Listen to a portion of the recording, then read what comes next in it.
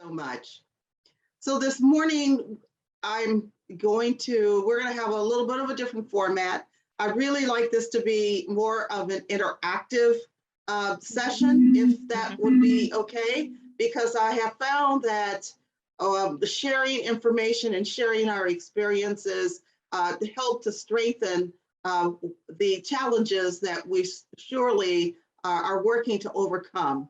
One of the things I have to say is, as Angie was giving her glorious introduction, is that the 20 years, that this last 2 years has seemed to eliminated the 20 years of experience, and we feel like we are starting from scratch, quite frankly. I can tell you that retention and engagement, which I'm happy to talk about this morning, and hear about some of your challenges, albeit keep the confidentiality of individuals. But what I have found is that it has been a challenge in all industries, including human resources. And I thought, gosh, we're having the exact same issues. It's unprecedented that we've been experiencing as an organization internally. We have been experiencing the ghosting and from HR professionals and the no-shows and all of the nightmares that our clients are sharing. We're actually going through that together. And it doesn't seem to be, there doesn't seem to be a let up. So we started examining some of the things that are happening internally and the things that have been happening with our culture in general as we go through the last couple years of what obviously none of us have ever lived through, which is this pandemic. So having said that, I'm going to advance the slides, but please enter your comments, your questions in the chat. If you want to ask questions, please use your raise your hand and we'll get started with the discussion. So our agenda is about building our businesses better.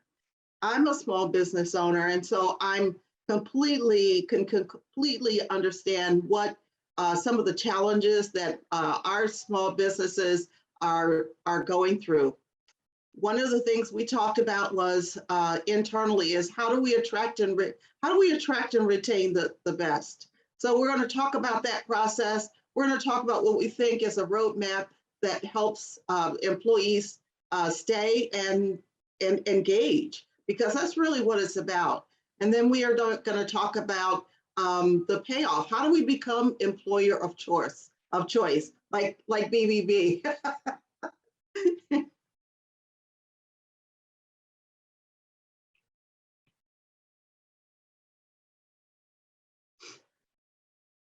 So our goal is just what we said, creating an image as the great place to work amongst employees and the public. And what that really means is, if we are seen by our customers, whether our customers are the general public, our customers are other professionals, our customers are in different industries, whether it's automotive or mechanics or heating and air conditioning, we all want the same thing. So let me share with you some information that actually we speak of quite frequently. And it's very interesting because this is a survey that Forbes did several years ago, BC, I always call before COVID, everything's BC. And since then, there have been several other surveys from other publishing organizations that say the same things. So let's go down this list for a second. If we look at the 10 things employees have told us in exit interviews and in job interviews, we're looking at what they really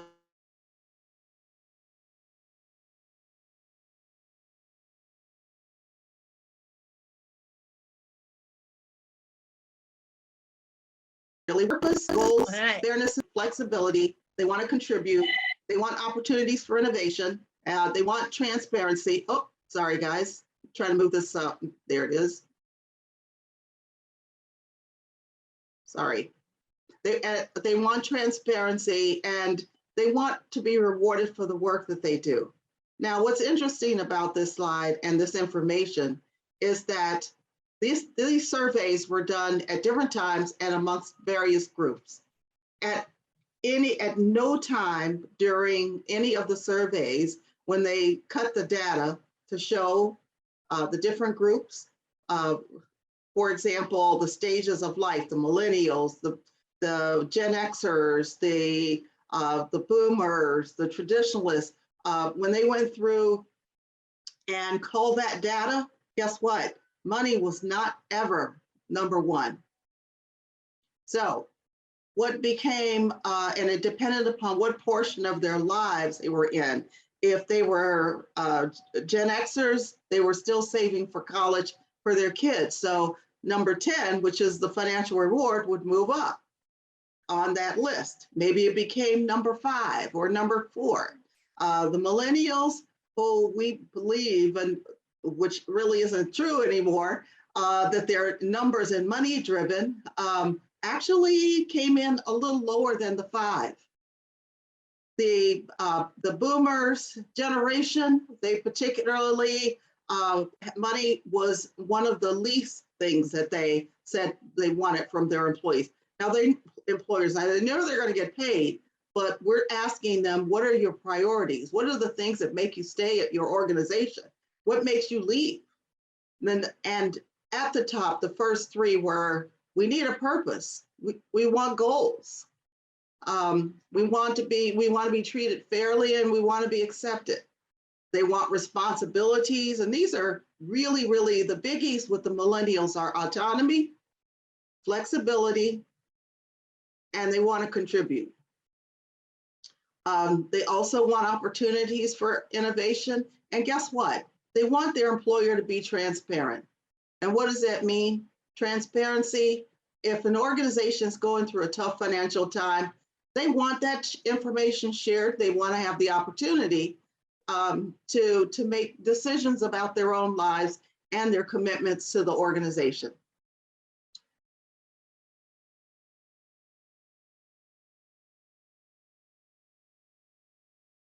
So retention begins by creating a rewarding work environment, obviously. And rewards don't necessarily mean financial. Rewards might mean, hey, thank you for your extra effort. If we're looking and refer back to that list of 10, and if money is one of the least things that make people stay, now people jump in and out of jobs because they say, hey, I got a little more money. But I can tell you at the end of the day, with all the exit interviews we've conducted, they may say that, but when we drill down and ask the real questions around how they feel about the work that they were doing in the organization, what we learned is that money is not the drive, was not really the driver, it was the excuse. Yes, some people still do understand that, gosh, I need to make more money so that we can make the rent. But that's not necessarily what they want to do, it's what they have to do. Brenda, we do have a question about that. Shoot. Okay. Beth asks us if they're not looking for more money, what type of reward do they desire? They want to be, number one, they want purpose. Other than just the job description, they want to feel like they're contributing to the organization. They want to feel like they're part of that organization. Does that make sense? So they want to meet, retention also means meeting professional expectations. What are they asking for? What do they want to do? I always tell our managers, you know, guess what? We might be wonderful technicians, but the moment we begin to supervise and or work and or hire others, our jobs completely change. They become, what becomes more important is the communication factor. Communication is everything. And we can, of course, you say, well, I do communicate with my employees. You know, I say good morning. I make sure I reach out on Zoom, and we have regular team meetings, and I've given them this flexible work situation. What do you mean communication? So we mean something a little bit more involved versus a check-in is always good.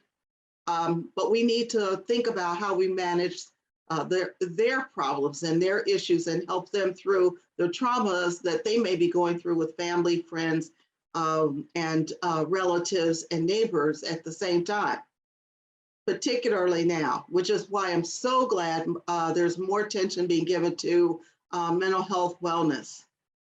We've been, as HR folks, we've been, I can't tell you how many times we've tried to come back and focus our clients on, hey, let's look at taking care of the person from within, because surely they're going to produce for you from outside once you take care of the inside.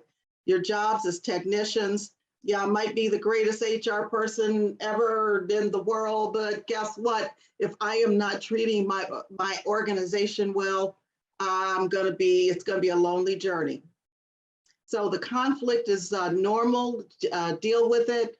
Being transparent in our communications, building relationships with employees, and that doesn't mean employees have to be best friends. It just means it's good to build a relationship so that you can start to build that trust. Trust is a critical factor in keeping employees at your organization. Building relationships and listening is very, very difficult. In fact, one of the things I had pulled out, and I was going to just go down a list a little bit on this communication is, and you can identify whether this is, and I can share this too, we can identify whether any of these apply to you, because listening and using our emotional common sense, and of course, asking employees to do what we know we can do is always a great thing. I can't tell you how many supervisors will tell employees, hey, look, I need you to be up and on Teams by a certain time, by 9 a.m.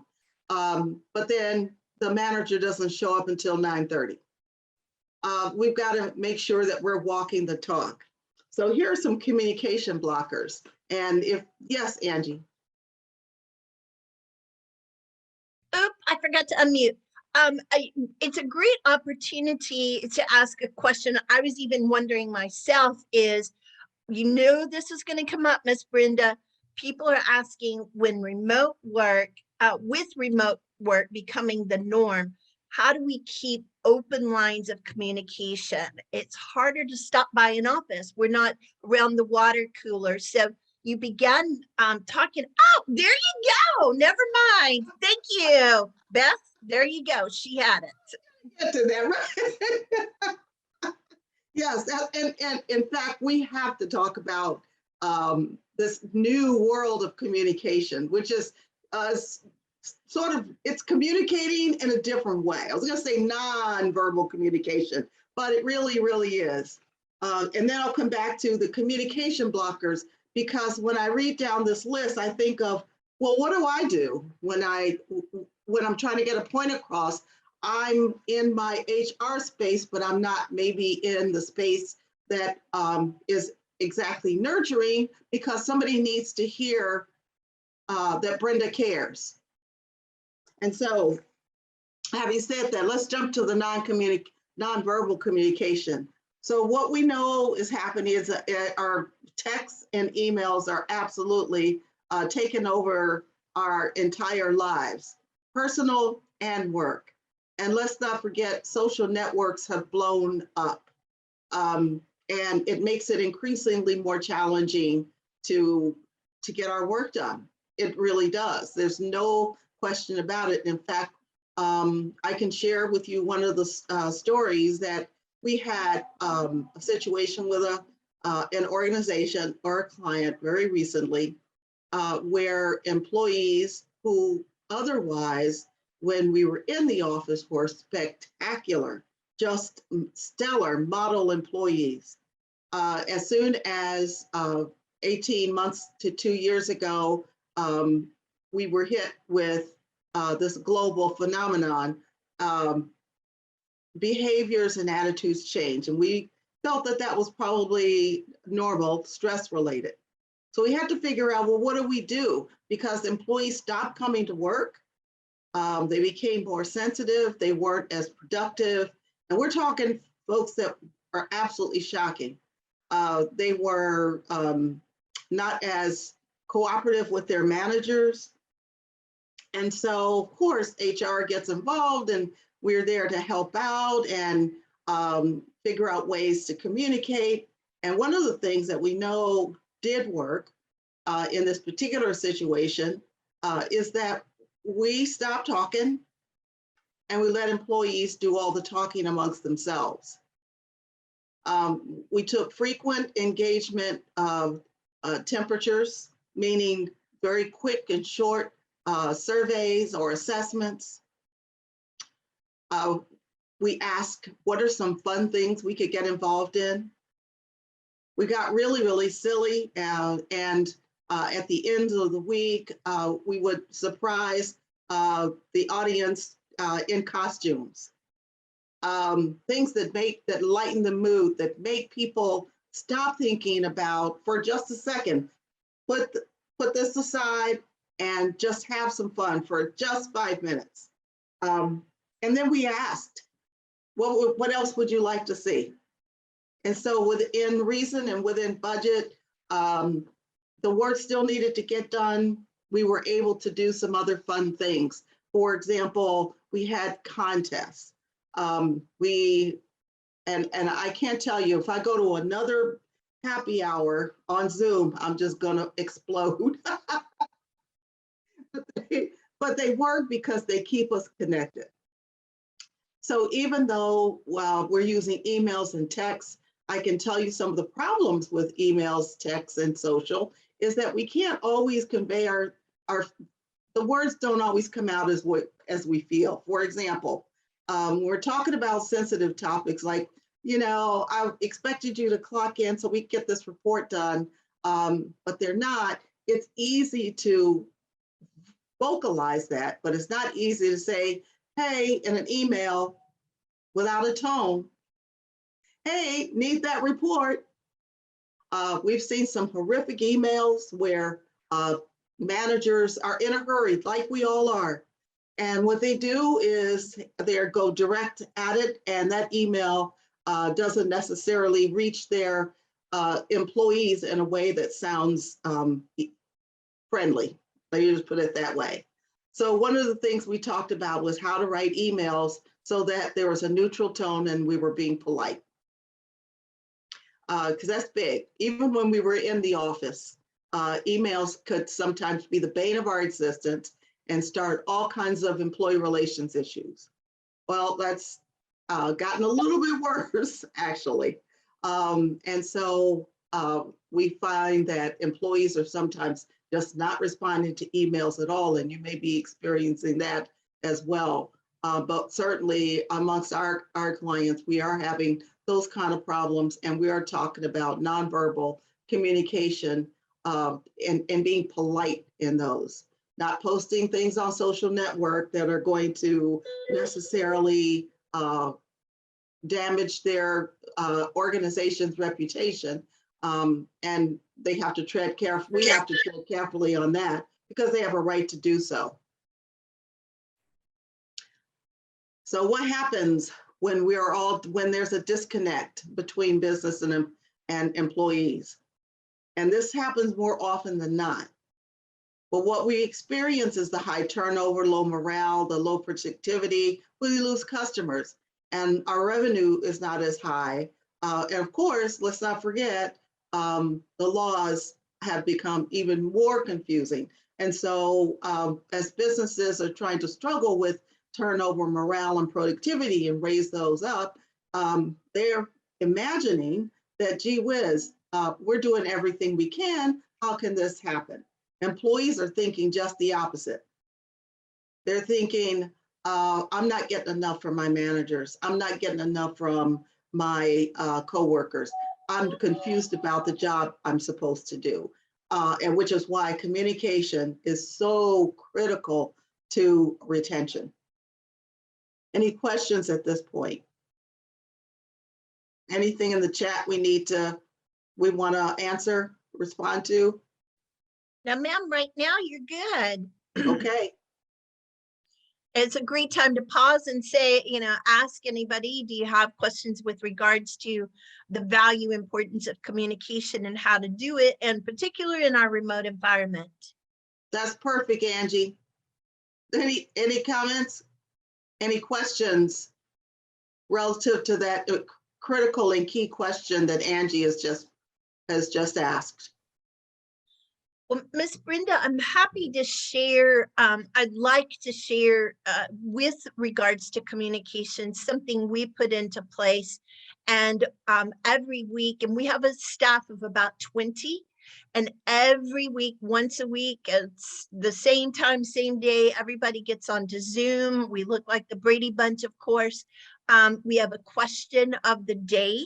And the question of the day is always something non-work related. Today is National Burrito Day. Where do you get your favorite burrito? Today really is National Burrito Day. But, we have a fun question. Everybody answers it. Then we begin with a shout out. And then we report out on our units or our teams, what we're working on, priorities, achievements.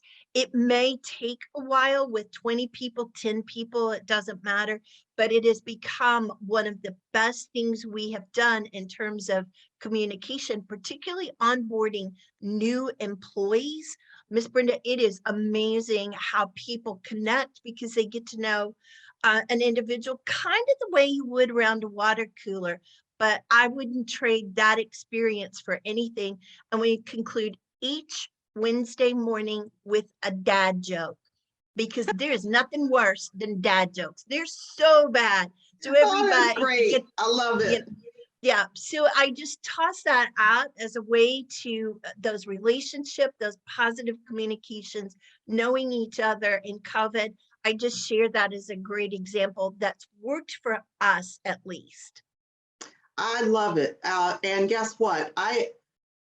For as many ideas as run through your head around how, because your employees better than anyone else. You know what's going to work and what isn't going to work. You get an idea of the longer you work with them, the more you know about them personally, the greater opportunity there is to come up with really, really cool ideas.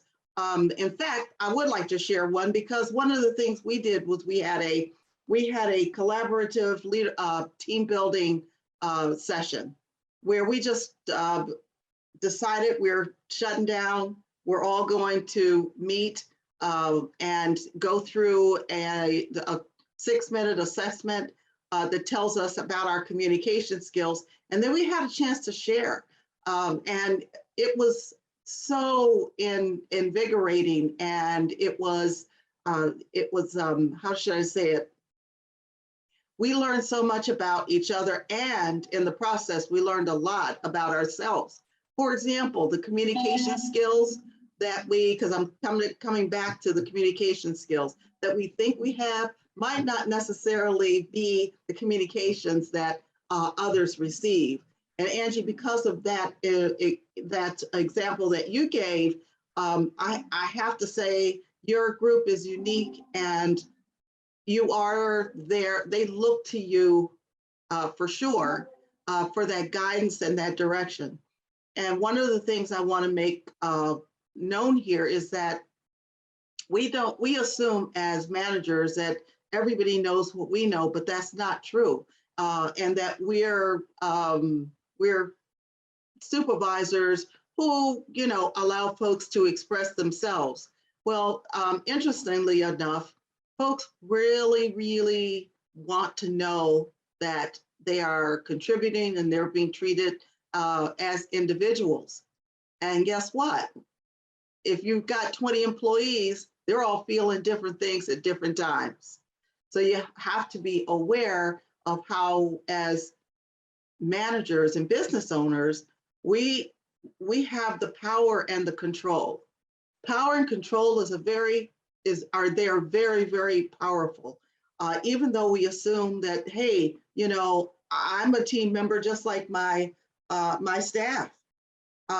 We might think that, but what they're thinking in the back of their head is, hey, this is the owner of the company, this is the CEO, and I better, you know, there's an entirely different dynamic that's going on. So be aware of the sense of power and control that others may think we have over their lives.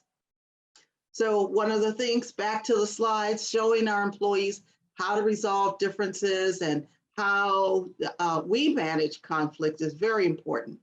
And critical is being aware, and this sometimes is very subtle, of bullies, manipulators, and victims. Those who, you know, who take it. Oh, my manager doesn't really mean it. I can tell you that we walked into an office and we heard a manager, actually a director, screaming and shouting in such a way that we could hear her from the elevators. I cannot tell you how disturbing it sounded. And she was screaming at an employee down the hall, and it wasn't necessarily polite.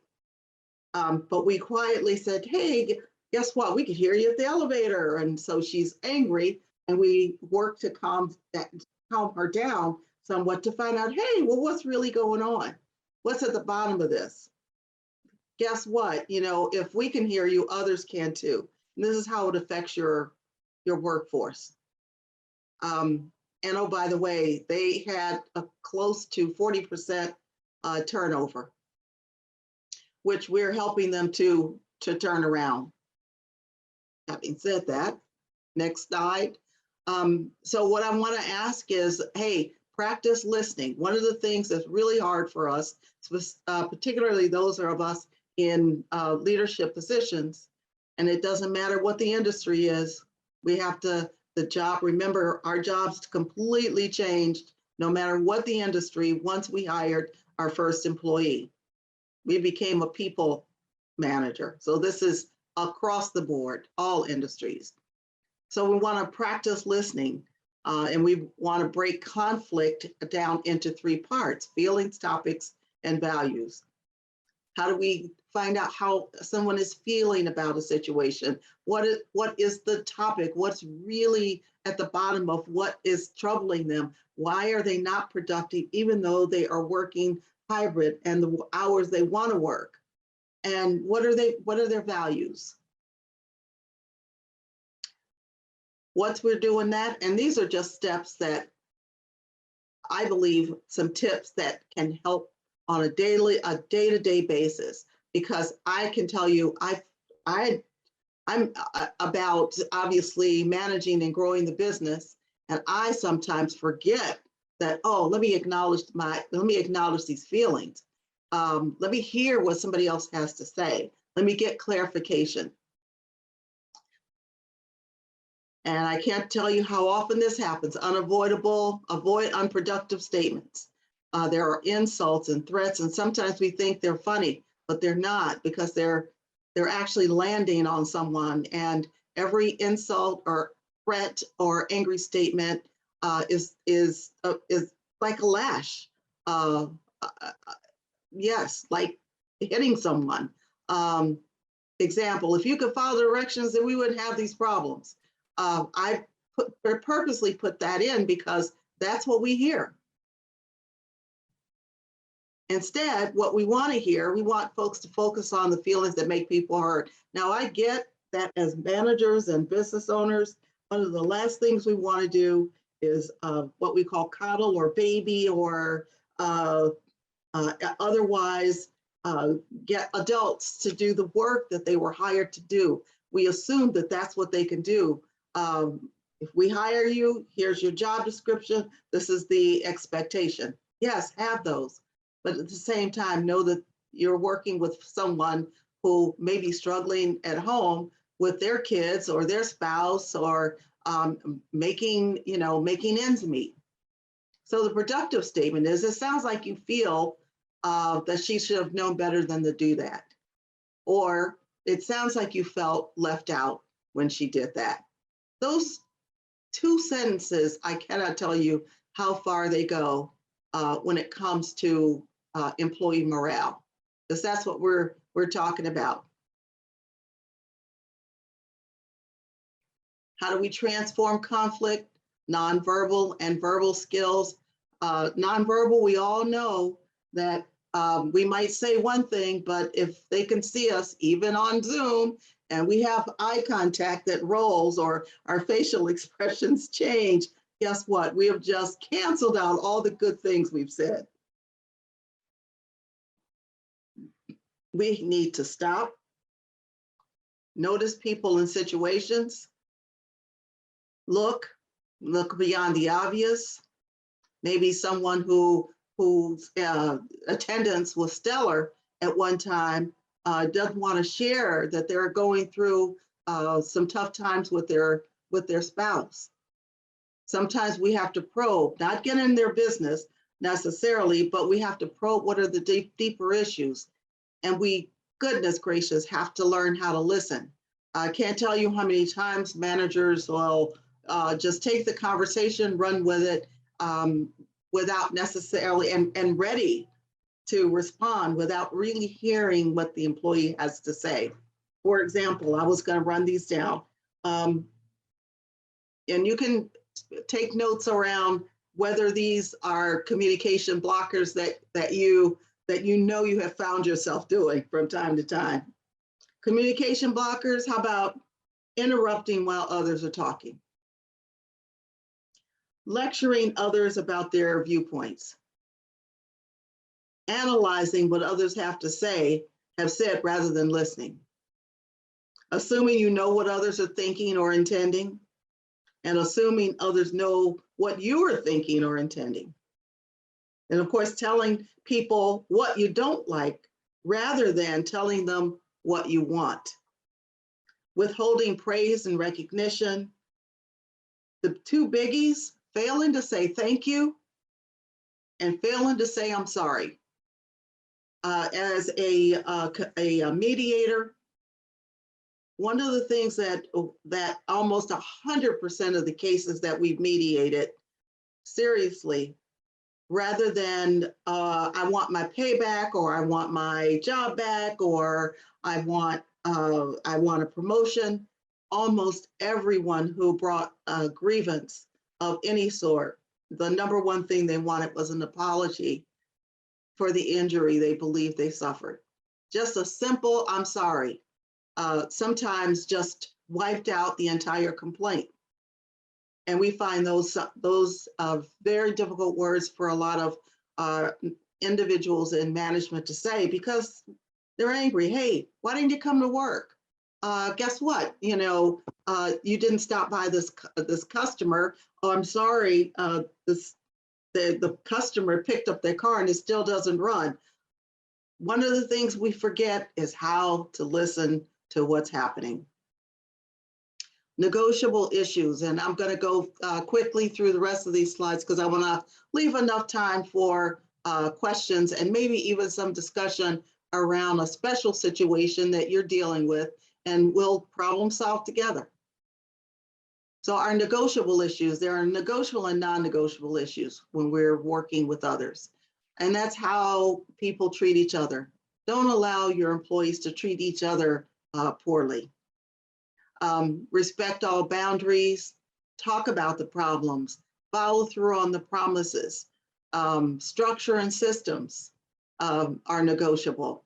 How decisions are made, perhaps getting opinions from others and then making joint decisions work well.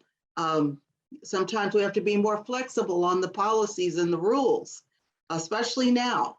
The procedures are different. We're making things up as we go along because we don't know, no one's ever been through the last 2 years in such a way that has changed our culture, the way we work, walk, think, talk, behave, and do business. It's unique. and there are no easy answers. And sometimes we have to look at job responsibilities and say, hey, that no longer fits. What do we need to do now? And engage and involve your employees. Now, non-negotiables. Non-negotiables in anyone's organization are addictive or abusive behaviors. What that means is that yelling, that screaming, quick story. We were in a job interviewing for a senior level financial director, a CFO. And one of the questions we asked this person, because we ask questions generally, how do you, particularly now, give us an example of how you handle stress. So tell us about a time when you needed to get something done, it wasn't done to your satisfaction. What did you do? The candidate told us, executive level, the candidate told us that they were working with their accountant, and the accountant did not produce a report that the CFO had asked for. The candidate CFO said he picked up a stapler and threw it at his accountant. So needless to say, he didn't get the job. But I bring that up because we see this more often than not. The addictive and the abuse, and he thought it was perfectly fine. So you have to address those right away. What are also non-negotiables are other individuals' beliefs, their values. And I always say values, trust, and feelings are what you've got to focus on when you are interviewing and screening, not just for the skill, but you want to know that that individual's values also are the similar values that the organization value or trusts. So you've got to start building that trust right away. And I liked Angie's example around onboarding because it starts actually before they walk in the door, hypothetically walk in your door. The values and the trust start. You've got to know, how do they feel about attendance and getting the job done and working with others. You've got to find out, ask them some key trust questions, the what if questions, the STAR, which is the situation, task, action, and results questions, the behavioral questions. These are not all non-negotiables that help you not just recruit, but to retain. One of the things that I like to take employers through is having their team members, and this is a really good activity to do if you're on, if you're having your regular team meet, obviously Zoom and our team meetings virtually, is we help our organizations construct what we call trust agreements, and they're whatever you want them to be. But an example of a trust agreement might be the commitment, and this is an organization getting involved with what do they think that needs to be in a trust agreement.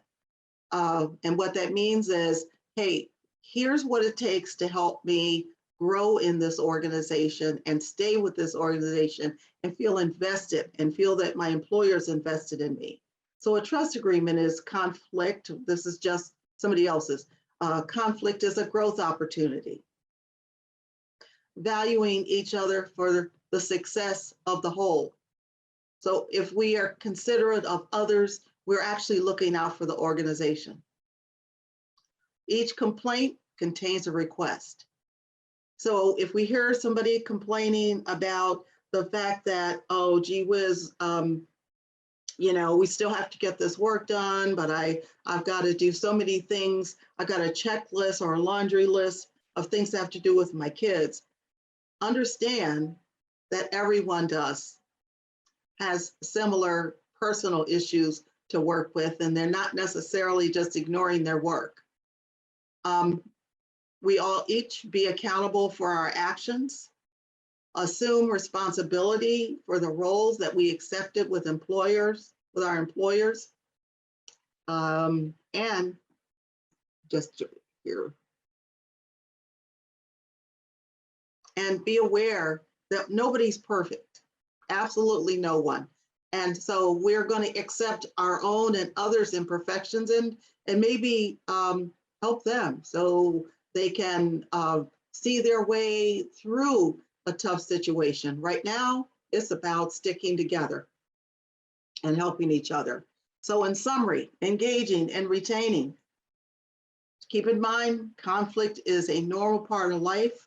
Yelling and shouting and screaming, if you can do that, if you're at home, you can go in your closet and do all the yelling and screaming to get that stress off, or other creative things that you could do to reduce the stress. Go for a walk, go for a run, but do accept the fact that, yeah, this is different, and this is life.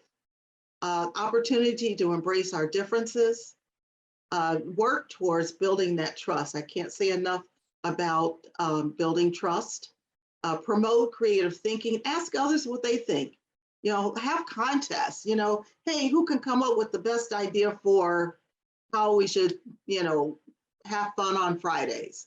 One of the things we did, and this was just before COVID, was we would have film Fridays. So at a client site, so the Film Fridays were everybody whoever wanted to, whoever was in the office on Fridays, because that was a flex day, would come in and we'd have a funny movie going, like The Office, hysterical movie. But I can't tell you how much that brought the group together, and how much that activity of relaxing and laughing together really built more of a camaraderie and friendship. Nobody has to be friends, keep in mind, but some friendships develop from that bonding through laughter. Laughter is medicine. So get your employees to think about some other things that might be fun and engaging. Build your own listening skills and be fair. And that is the end of the presentation.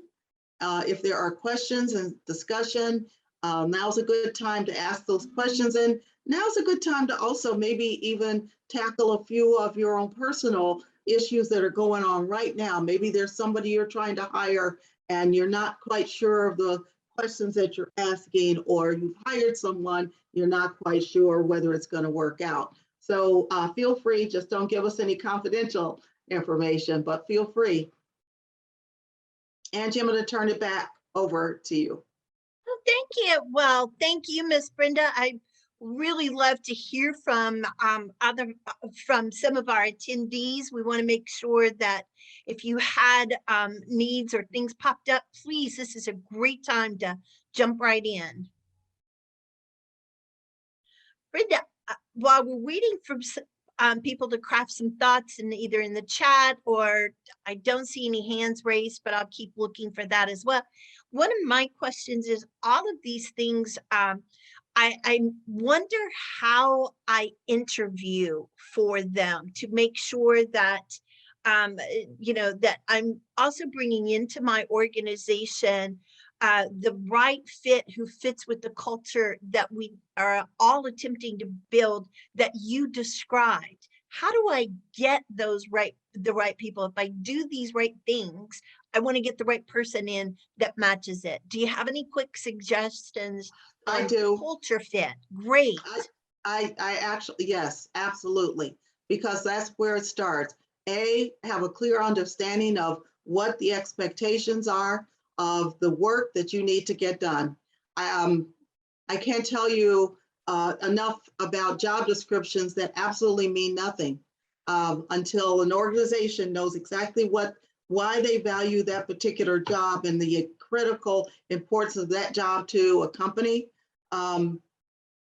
Screening for the right candidate is increasingly difficult because even though you have a job description, doesn't necessarily mean you know what that person understands what they want. Values, ask those values-driven questions during the interview.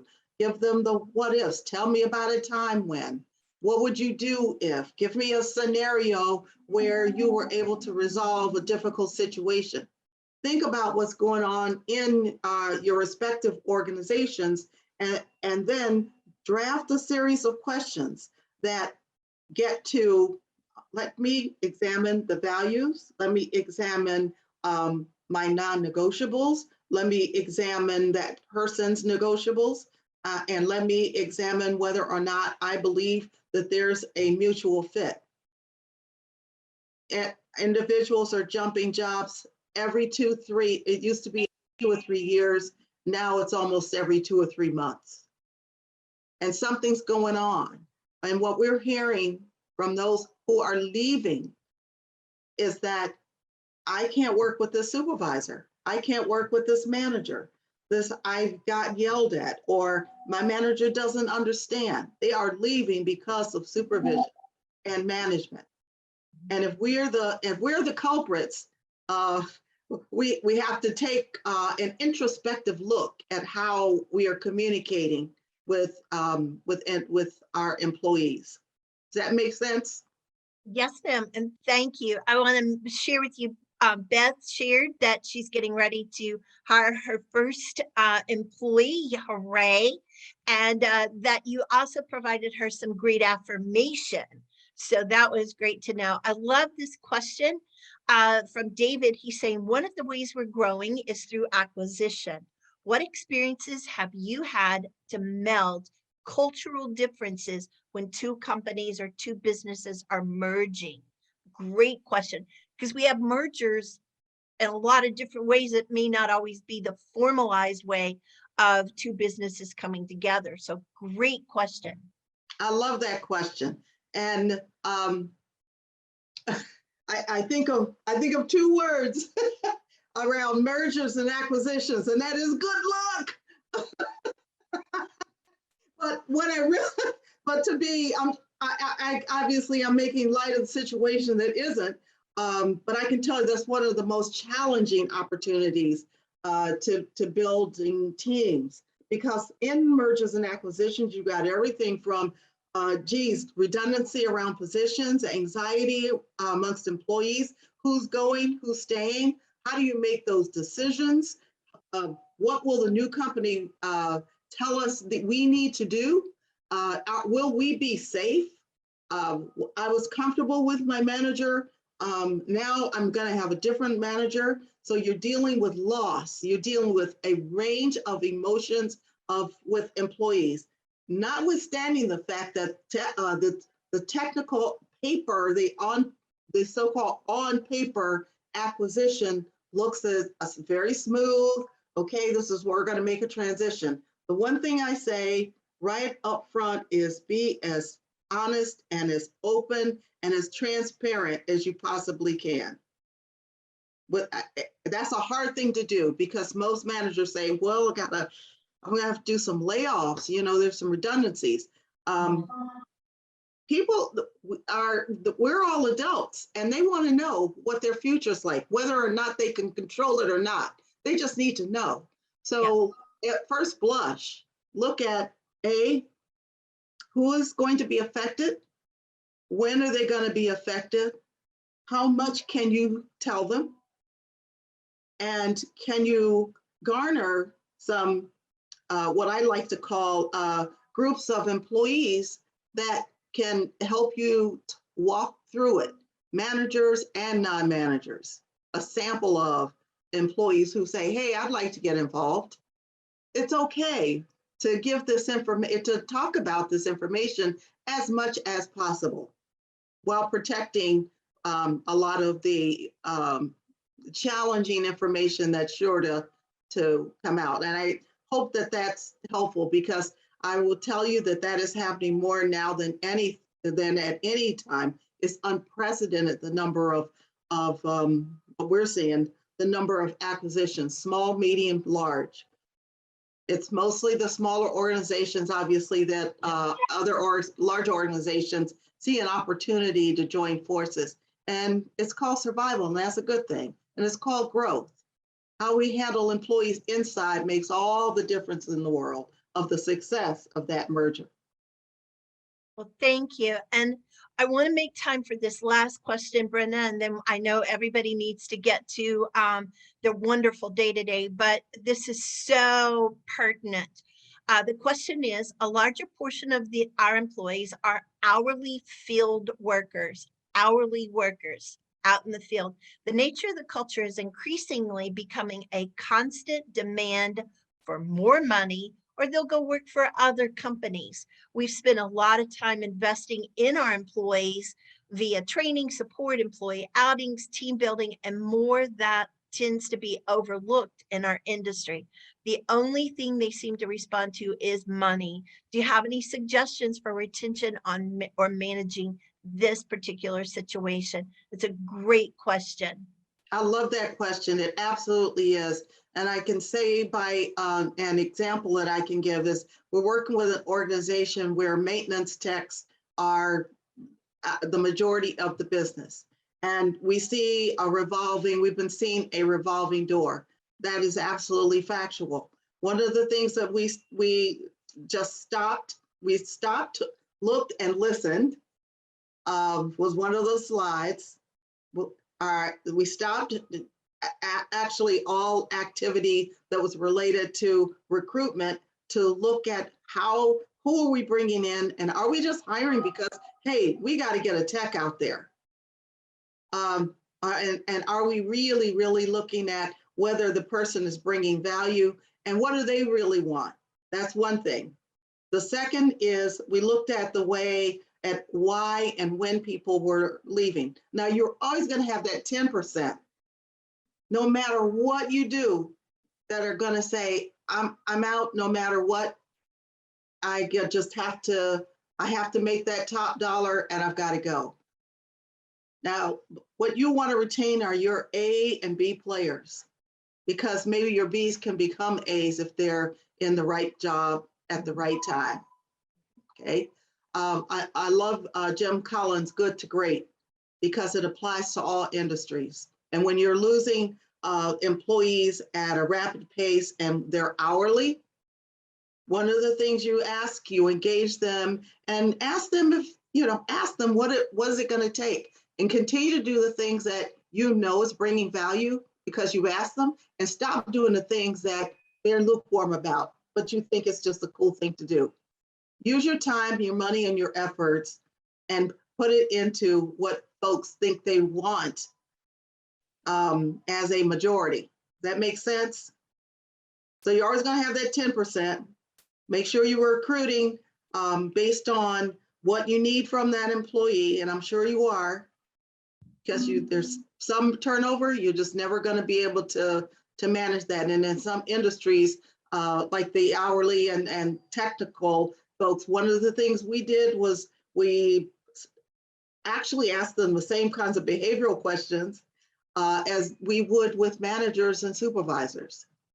Because guess what? Those managers and supervisors that manage those techs have never really had the training of how do I manage this group. So train your tech supervisors up in the way that they should treat others.